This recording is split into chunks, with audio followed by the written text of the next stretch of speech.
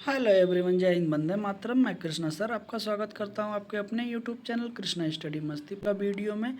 आज हम लोग डिस्कशन करने वाले हैं जो प्रैक्टिस सेट हम लोग लेखपाल के लेके चल रहे थे, वो प्रैक्टिस सेट 4 में ये लास्ट वीडियो होने वाली है, क्योंकि हम लोगों ने 70 क्वेश्चन कंप्लीट कर लिया है और 71 से लेके आगे चलते हैं।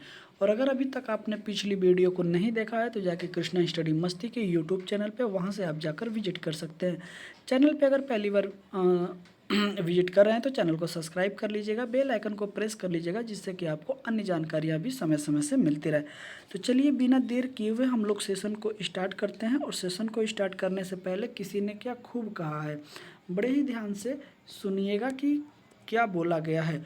कोटेशन बहुत ही प्यारा है और इसके साथ साथ सारी चीज़ें आपको इसमें आएगा, ठीक है।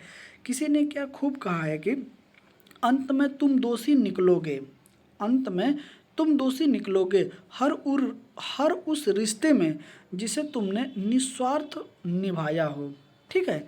जिसे तुम निस्वार्थ भाव से निभाया हो, उस रिश्ते में तुम अंतिम में क्या हो जाओगे, दोस्ती निकलोगे, ठीक है। तो सारी चीज़ें हैं, बच के रहना है दुनिया में रे बाबा। ओके, चलिए क्वेश्चन को स्टार्ट करते हैं। इधर आ जाइए। और बहुत ही प्यारा क्वेश्चन है कि सीपीयू की निम्न में से किस विशेषता द्वारा यह निर्धारित किया जाता है कि वह प्रति सेकेंड कितने इंस्ट्रक्शन प्रोसेसर कर सकता है।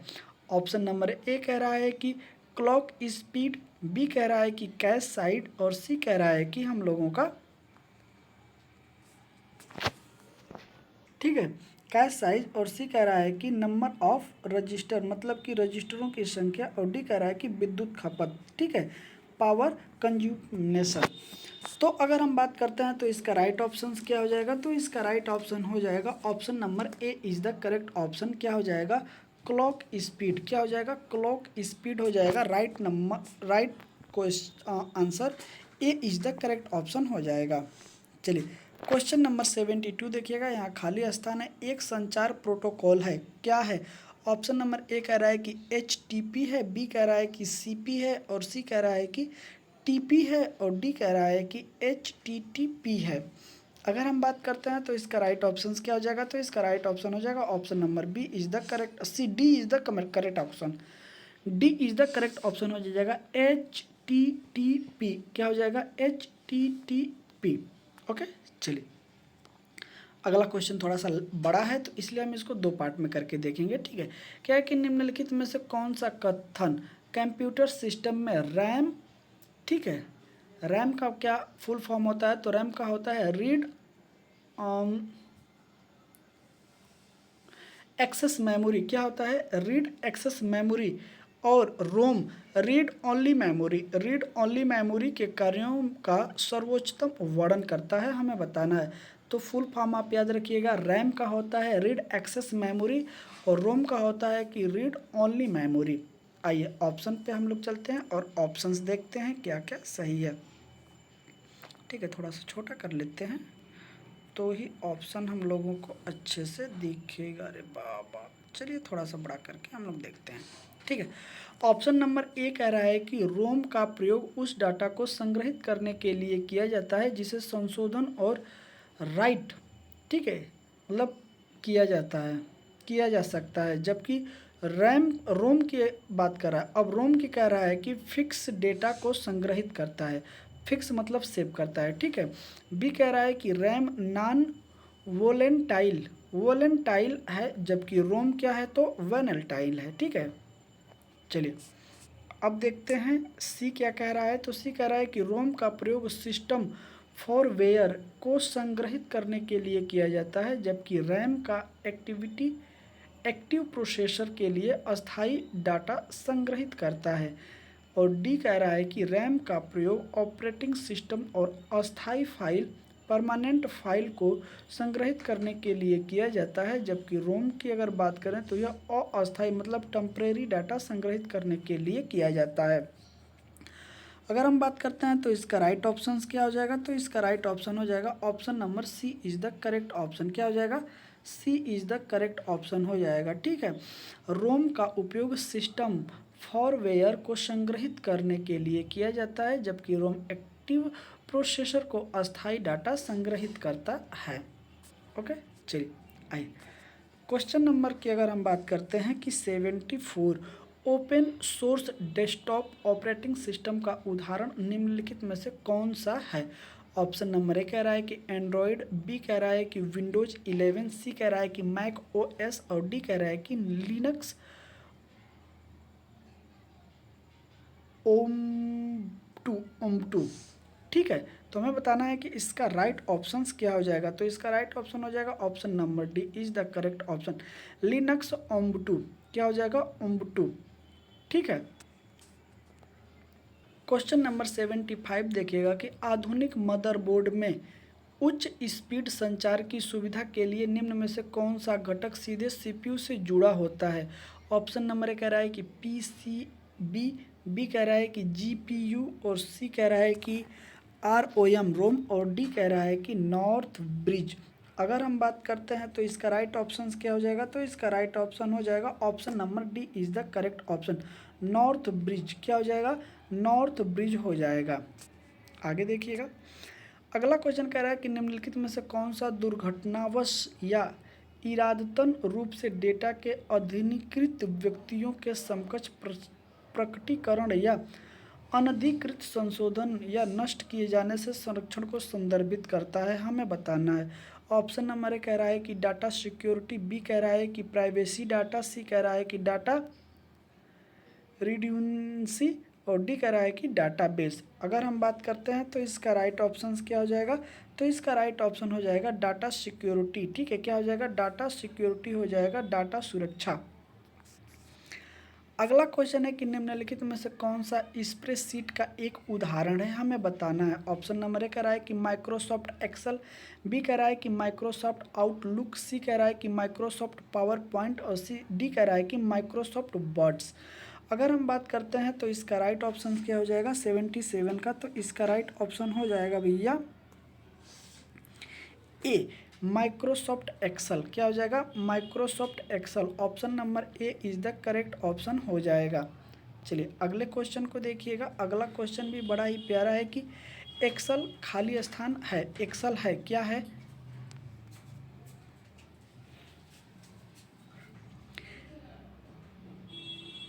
पिक्सेल क्या है, पिक्सेल खाली स्थान। तो पिक्सेल क्या है। ऑप्शन नंबर ए कह रहा है कि कंप्यूटर प्रोग्राम है, सी कह रहा है कि किसी चित्र का सबसे छोटा विभेद हिस्सा है, सी कह रहा है कि द्वितीय मेमोरी में संग्रहित एक चित्र है, डी कह रहा है कि एक प्रोग्रामिंग लैंग्वेज है। अगर हम बात करते हैं तो पिक्सेल क्या है। तो पिक्सेल हम लोगों का है कि चित्र का सबसे छोटा विभेदी हिस्सा है। ऑप्शन नंबर क्या हो जाएगा। तो option number B is the correct option हो जाएगा। चलिए क्वेश्चन नंबर 79 देखिएगा। एकाधिक टैब वाले एप्लीकेशनों जैसे ब्राउज़र या एमएस वर्ड में कंट्रोल प्लस टैब क्या करता है। ठीक है, ऑप्शन नंबर ए कह रहा है कि नया टैब ओपन करता है, बी कह रहा है कि अगले टैब पर स्विच करता है, डी कह रहा है कि टैब को रिफ्रेश करता है और डी कह रहा है कि मौजूदा टैब को बंद करता है। अगर हम बात करते हैं तो इसका राइट ऑप्शन क्या हो जाएगा। तो इसका राइट ऑप्शन हो जाएगा option number B is the correct option, अगले टैब पर क्या करते हैं तो स्विच करते हैं, अगले टैब पर स्विच करते हैं। क्वेश्चन नंबर 80 देखिएगा। पीएचडी किस प्रकार की कंप्यूटर फाइल का एक्सटेंशन है। ऑप्शन नंबर ए कह रहा है कि अबोर्ड फोटोशॉप है, बी कह रहा है कि अबोर्ड एक्रोबैट है, सी कह रहा है कि पेंटशॉप प्रो है और डी कह रहा है कि माइक्रोसॉफ्ट वर्ड है। अगर हम बात करते हैं 80 का तो इसका राइट ऑप्शन हो जाएगा option number A is the correct option, abode Photoshop है। क्या है, एबोर्ड फोटोशॉप है। ठीक है, चलिए अगला क्वेश्चन देखिएगा कि सूची 1 सूची 2 से सुमेलित कीजिए और सूचियों के नीचे दिए गए कूट का प्रयोग करके सही उत्तर चुनिए। यहाँ पे दिया है सूची 1 जिसमें पार्क या जोन है और यहाँ पे सूची 2 है जिसमें जिले दिए हुए हैं। ठीक है, तो हमें बताना है कि कौन सा जिला होगा। ठीक है, देखिएगा अगर हम बात करते हैं अप्रैल पार्क, बी कह रहा है कि बायोटेक्नोलॉजी पार्क, सी कह रहा है कि एग्रो प्रोसेसिंग जोन और डी कह रहा है कि लेदर टेक्नोलॉजी पार्क। तो अगर हम बात करते हैं अप्रैल पार्क की, तो अप्रैल पार्क कहाँ है। तो यह है हमारा कानपुर में। कहाँ है, कानपुर में। ठीक है। अब उसके बाद बायोटेक्नोलॉजी पार्क की बात करते हैं तो यह लखनऊ में है। कहाँ है? लखनऊ में। एग्रो प्रोसेसिंग जोन की अगर हम बात करते हैं तो यह कहाँ है? तो एग्रो प्रोसेसिंग जोन है हमारा उन्नाव में, सॉरी माफ़ करिएगा, सहारनपुर में। कहाँ है? सहारनपुर में। वहीं लेदर टेक्नोलॉजी कहाँ है? तो उन्नाव में। कहाँ है? तो लेदर टेक्नोलॉजी उन्नाव में है, एग्रो प्रोसेसिंग जोन सहारनपुर में है, बायोटेक्नोलॉजी पार्क लखनऊ में है, और एरोल अप्रैल पार्क की अगर बात करते हैं तो कानपुर में है। तो क्या हो जाएगा? सॉरी 3 4 2 1 मतलब 34-21 की अगर हम बात करते हैं तो राइट ऑप्शन ए ही में हमें देखने को मिल जाता है। ठीक है, is the correct option, option number ए। ठीक है, आगे चलते हैं। देखिएगा 82 कह रहा है कि निम्नलिखित में से कौन सी परियोजना उत्तर प्रदेश में पेयजल परियोजना है? ऑप्शन नंबर ए कह रहा है कि शारदा सहायक नहर, बी कह रहा है ज्ञानपुर पंप नहर, सी कह रहा है कि गोकुल बैराज परियोजना, और डी कह रहा है कि पथराई बांध। अगर हम बात करते हैं तो इसका राइट ऑप्शन हो जाएगा गोकुल बैराज परियोजना। Option number C is the correct option हो जाएगा। चलिए अगले क्वेश्चन की तरफ चलते हैं। अगला क्वेश्चन देखिएगा कि निम्नलिखित में से कौन बनारस घराने से संबंधित है? हमें बताना है। ऑप्शन नंबर ए कह रहा है कि क्या बेगम अख्तर, बी कह रहा है कि मोतीबाई, सी कह रहा है रसूलबाई, डी कह रहा है कि सिंधेश्वरी देवी। नीचे दिए गए कूट से सही उत्तर चुनिए। ए कह रहा है कि केवल 1 2, बी कह रहा है केवल 2 3, सी कह रहा है 1 2 तथा 3, और डी कह रहा है कि 2 3 4। अगर हम बात करते हैं क्वेश्चन नंबर 83 का तो इसका राइट ऑप्शन हो जाएगा 1 2 3। एक हो जाएगा, सॉरी माफ़ करिएगा, 1 हो जाएगा, 2 हो जाएगा, 3 हो जाएगा। तो इज़ द राइट ऑप्शन हम लोगों का क्या हो जाएगा? C is the correct option हो जाएगा। C is the correct option. Sindheshwari Devi belong नहीं करती हैं। अगला क्वेश्चन देखिएगा, क्वेश्चन नंबर 84। वाल्मीकि, महर्षि वाल्मीकि आश्रम स्थापित है, कहाँ स्थापित है?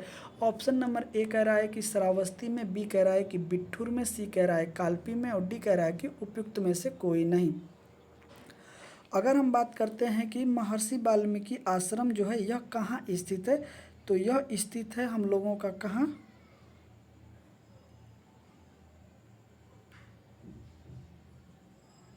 सॉरी माफ़ करिएगा, एक मिस्टेक हो गया है। 83 जो नंबर है ना, 83 नंबर को सर एक बार सीधा सही कर लीजिएगा, करेक्ट कर लीजिएगा, क्योंकि इसमें पहला नहीं होगा, अख्तर नहीं होगा। ठीक है, अख्तर नहीं होगा इसमें। राइट ऑप्शन की अगर बात करते हैं तो मोतीबाई, रसूलबाई और सिंधेश्वरी देवी होंगी। तो option number D is the correct option हो जाएगा। क्या हो जाएगा? D is the correct option हो जाएगा। ठीक है, माफ़ करिएगा, गलती इंसान से होती है, हमें भी हो गई थी क्योंकि हमने उसमें आपको सी लगवा दिया था, तो इसको करेक्शन कर लीजिएगा। इसमें राइट ऑप्शन डी हो जाएगा। अगला क्वेश्चन देखिएगा, महर्षि वाल्मीकि आश्रम स्थापित है श्रावस्ती में, बिट्ठूर में, कालपी में, उपयुक्त में से कोई नहीं। अगर हम बात करते हैं क्वेश्चन नंबर 84 की तो इसका राइट ऑप्शन हो जाएगा बिट्ठूर में। कहाँ? बिट्ठूर में। ऑप्शन नंबर क्या हो जाएगा? तो option number B is the correct option हो जाएगा।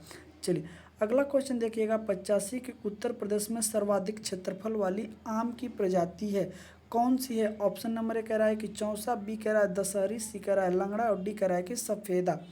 अगर हम बात करते हैं क्वेश्चन नंबर 85 का तो इसका राइट ऑप्शन हो जाएगा दशहरी। दशहरी उत्तर प्रदेश में काफ़ी ज़्यादा भाग में देखने वाली प्रजाति, मतलब ज़्यादा भाग में यह उत्पन्न की जाती है। तो दशहरी आम का जो प्रजाति है वो सर्वाधिक रूप में देखी जाती है। चलिए अगला क्वेश्चन देखिएगा, 86 की निम्नलिखित में से कौन सा सुमेलित नहीं है, हमें बताना है। ठीक है, तो ऑप्शन नंबर ए अगर कह रहा है कोयला क्या सोनभद्र से निकलता है, बी कह रहा है कि बलुआ पत्थर मिर्ज़ापुर से, सिलिका बालू इलाहाबाद से, यूरेनियम झांसी से। अगर हम बात करते हैं कि इसमें गलत कौन सा है, ठीक है, तो गलत कौन सा है जो, तो झांसी हो जाएगा, यूरेनियम। ठीक है, यह हो जाएगा करेक्ट ऑप्शन। ये बिल्कुल गलत है, लेकिन सिलिका बालू की अगर बात करते हैं तो इलाहाबाद में मिलता है, बलुआ पत्थर जो है सोनभद्र में मिलता है, और मिर्ज़ापुर में मिलता है और सोनभद्र से कोयला भी निकलता है। ठीक है, तो ये तीनों के तीनों बिल्कुल सही हैं। कौन सा गलत है? तो झांसी झांसी से यूरेनियम नहीं निकलता है। क्वेश्चन नंबर देखिएगा 87। गीटा क्या है? गाजियाबाद औद्योगिक विकास प्राधिकरण है। बी कह रहा है कि औद्योगिक और गोरखपुर औद्योगिक विकास प्राधिकरण है। सी कह रहा है गोमती औद्योगिक विकास प्राधिकरण है। और डी कह रहा है कि गंगा औद्योगिक विकास प्राधिकरण है। अगर हम बात करते हैं क्वेश्चन नंबर 87 की, तो इसका राइट ऑप्शन हो जाएगा गोरखपुर औद्योगिक विकास प्राधिकरण। ऑप्शन नंबर बी हो जाएगा। गीडा क्या है? तो गोरखपुर औद्योगिक विकास प्राधिकरण है। चलिए अगला क्वेश्चन देखिएगा 88। यमुना एक्सप्रेसवे है, कहाँ से कहाँ तक है? ठीक है, ऑप्शन नंबर ए कह रहा है कि नोएडा से ग्रेटर नोएडा तक है। बी कह रहा है कि ग्रेटर नोएडा से आगरा तक है। सी कह रहा है कि लखनऊ से आगरा तक है। और डी कह रहा है कि आगरा से इलाहाबाद है। अगर हम बात करते हैं ग्रेटर नोएडा की, तो इसका राइट ऑप्शन क्या हो जाएगा? तो इसका राइट ऑप्शन हो जाएगा ग्रेटर नोएडा से आगरा तक। क्या हो जाएगा? ग्रेटर नोएडा से आगरा तक है। Option number B is the correct option हो जाएगा। ठीक है, लखनऊ से आगरा तक है, इसको हम लोग क्या बोलते हैं? आगरा एक्सप्रेसवे। क्या बोलते हैं? आगरा एक्सप्रेसवे, जो लखनऊ से आगरा तक है। और फिर आगरा से नोएडा तक कौन है? तो यमुना एक्सप्रेसवे है। अगला देखिएगा उत्तर प्रदेश का निम्नलिखित में से कौन सा जिला क्षेत्रफल की दृष्टि से सबसे छोटा है? सबसे छोटा जिला कौन सा है हमें बताना है। ठीक है, तो ऑप्शन नंबर ए कह रहा है कि हमीरपुर। बी कह रहा है कि हरदोई। सी कह रहा है हाथरस। और डी कह रहा है कि हापुड़। अगर हम बात करते हैं 89 का, तो इसमें राइट ऑप्शन क्या हो जाएगा? तो इसका राइट ऑप्शन हो जाएगा option number D is the correct option, Hapur हो जाएगा। क्या हो जाएगा? हापुड़ हो जाएगा। क्वेश्चन नंबर 19 देखिएगा कि महाकुंभ मेला प्रायः कितने वर्ष पर आयोजित किया जाता है? नंबर ए कह रहा कि ओए भाई, ठीक, तो क्या है? क्या 10वें वर्ष पे लगता है? बी कह रहा है कि 12वें वर्ष पे लगता है। सी कह रहा है कि 14वें वर्ष पे लगता है। और डी कह रहा है कि 16वें वर्ष पे लगता है। अगर हम बात करते हैं महाकुंभ की, तो यह 12 वर्ष पे लगता है। कितने वर्ष पे लगता है? 12 वर्ष पे लगता है। 90 नंबर की अगर हम बात करते हैं, तो राइट ऑप्शन बी हो जाएगा, 12 वर्ष पे लगता है। ठीक है, is the correct option B हो जाएगा। अगला देखिएगा, उत्तर प्रदेश में सर्वाधिक साक्षरता प्रतिशत वाला जनपद मतलब जिला कौन सा है? ऑप्शन नंबर ए कह रहा है कि औरैया। बी कह रहा है इलाहाबाद। सी कह रहा है कानपुर। और डी कह रहा है कि वाराणसी। अगर हम बात करते हैं क्वेश्चन नंबर 51 की, तो इसका राइट ऑप्शन क्या हो जाएगा? तो इसका राइट ऑप्शन हो जाएगा option number C is the correct option. Kanpur, जो कानपुर नगर है, वह क्या है कि सर्वाधिक साक्षरता दर में अधिक है। ठीक है, प्रतिशत वाला जिला है। कौन है? तो कानपुर देहात। अगला क्वेश्चन है कि सूची 1 को सूची 2 के साथ सुमेलित कीजिए तथा दिए गए कुट में सही उत्तर का चयन कीजिए। यहाँ पे सूची दिया है, मेला है। सूची 2 में जनपद है। कौन सा मेला किस जनपद में लगता है, ये हमें बताना है। ठीक है, चलिए तो हम देखते हैं क्वेश्चन नंबर क्या है। तो क्वेश्चन नंबर 92 है। ठीक है, क्या कह रहा है कि पाटन देवी मेला कहाँ लगता है? बी कह रहा है कि कामपिल मेला कहाँ लगता है। सी कह रहा है कि बटेश्वर मेला कहाँ लगता है। और डी कह रहा है कि ददरी मेला कहाँ लगता है। अगर हम बात करते हैं देवी पाटन मेला कहाँ लगता है, तो यह लगता है बलरामपुर में। कहाँ लगता है? बलरामपुर में लगता है। कामपिल मेला की अगर हम बात करते हैं, तो यह कहाँ लगता है? फर्रुखाबाद में। कहाँ? फर्रुखाबाद में। बटुकेश्वर मेला की अगर हम बात करते हैं, कहाँ लगता है? तो आगरा में। ठीक है, बटेश्वर मेला कहाँ लगता है? आगरा में। ददरी मेला कहाँ लगता है? बलिया में। ददरी मेला कहाँ लगता है? बलिया में। तो राइट ऑप्शन हम लोगों का क्या हो जाएगा? 23-14। ठीक है, आइए कूट देखते हैं क्या था हम लोगों का। तो 23-14। ठीक है, तो दो एक ही में है, तो option number C is the correct option हो जाएगा। ठीक है, C is the correct option. अगला क्वेश्चन देखिएगा, बड़ा ही प्यारा है। क्या बोला गया है कि उत्तर प्रदेश विधानसभा की संपूर्ण सदस्य संख्या कितनी है? ठीक है, क्या है, उत्तर प्रदेश विधान परिषद की, विधानसभा नहीं कह रहा है, विधान परिषद कह रहा है, याद रखिएगा। ऑप्शन नंबर ए कह रहा है कि क्या 100 है, बी कह रहा है कि 106 है, सी कह रहा है 107 है और डी कह रहा है कि 108 है। अगर हम बात करते हैं क्वेश्चन नंबर 93 का, तो कितना है 100, कितना है 100। विधान परिषद कितना है उत्तर प्रदेश में, तो 100। अब आप हमें लगे हाथ ये बता दीजिएगा कि पूरे भारत में जो राज्य हैं, कितने राज्य में विधान परिषद है। मैं आपको हिंट कर देता हूँ कि टोटल 6 राज्यों में है, ठीक है। वो 6 स्टेट कौन कौन से हैं, आप हमें नाम बताइएगा, ठीक है। चलिए अगला क्वेश्चन देखिएगा कि निम्नलिखित में से कौन सा उत्तर प्रदेश का लोक नृत्य नहीं है, ठीक है। ऑप्शन नंबर ए कह रहा है कि चरकुला, बी कह रहा है दादरा, सी कह रहा है कर्मा और डी कह रहा है कि मुरिया। तो कौन नहीं है, ठीक है। अगर हम बात करते हैं क्वेश्चन नंबर 94 का, तो इसका राइट ऑप्शन हो जाएगा डी, मुरिया नहीं है। चरकुला है, कर्मा है और दादरा है, लेकिन मुरिया नहीं है। तो आप हमें कमेंट करके बताइए मुरिया कहाँ का है, ठीक है। चलिए अगला क्वेश्चन है कि उत्तर प्रदेश में बब्बर शेर सफारी स्थापित किया जा रहा है, कहाँ पे। ऑप्शन नंबर ए कह रहा है कि बलरामपुर में, बी कह रहा है इटावा में, सी कह रहा है महाराजगंज में और डी कह रहा है कि पीलीभीत में। हमारी कहाँ है, तो वो है इटावा में। कहाँ, इटावा में। Option number B is the correct option हो जाएगा, इटावा में, ठीक है। चलिए अगला देखिएगा, सूची 1 को सूची 2 से सुमेलित कीजिए तथा सूचियों के नीचे दिए गए कूट का प्रयोग कर सही उत्तर का चयन कीजिए। यहाँ पे सूची 1 है, यहाँ सूची 2 है, यहाँ पे उत्पाद है और यहाँ पे जिला है, ठीक है। तो चलिए हम लोग स्टार्ट करते हैं। क्वेश्चन नंबर 96 देखिएगा, बड़ा ही प्यारा क्वेश्चन है कि काला नमक चावल कहाँ का है। बी है देसी घी, सी है आंवला और डी है कि केला फाइबर।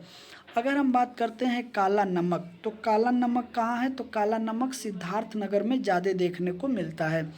अब आते हैं देसी घी, तो देसी घी कहाँ है, औरैया।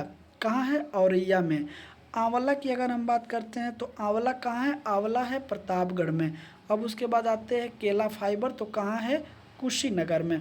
तो हम लोगों का क्या हो जाएगा, 3, 4, 1 और 2, ठीक है। 34, 12, ठीक है। तो याद रखिएगा, काला नमक सिद्धार्थनगर, देसी घी औरैया, आंवला प्रतापगढ़ और देसी केला फाइबर कुशीनगर, ठीक है। तो इसलिए हम लोगों का राइट ऑप्शन क्या हो जाएगा, तो राइट ऑप्शन हो जाएगा हम लोगों का option number D is the correct option, ठीक है। D is the correct option हो जाएगा, ओके। चलिए आगे देखते हैं।